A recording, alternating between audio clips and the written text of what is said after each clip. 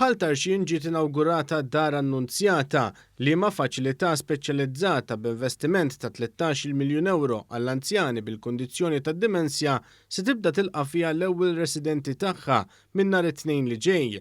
Waqt żjara fil-faċilità, il-Ministru għall-Anzjanità Attiva Michael Farrugia faħħar din id-dar għal faċilitajiet moderni li tħaddan fiha fosthom 230 sodda speċjalizzata. U sostna kif dawn il-fatturi ikomplu jisaħħu l-atmosfera ta' dar biex ir-residenti tagħhom iħossuhom komdi kemm jista' jkun. Il-Ministru għall-Anzjani qal kif dan l-investiment huwa xhieda tal-fiduċja fil-pajjiż. Dan għaliex minkejja pandemija globali dan l-investiment xorta sar. B'dan l-investiment ser jinħoloq 100 post tax-xogħol. Minnaħa tagħha Blodwen Vella Spitieri, id-direttur maniġerjali ta' dar annunzjata, saħqet li din id-dar ser ikollha diversi karatteristiċi attrajenti għall-anzjani fiħdana, fosthom pixxina, ġim u kliniċi tal-ogħla livell.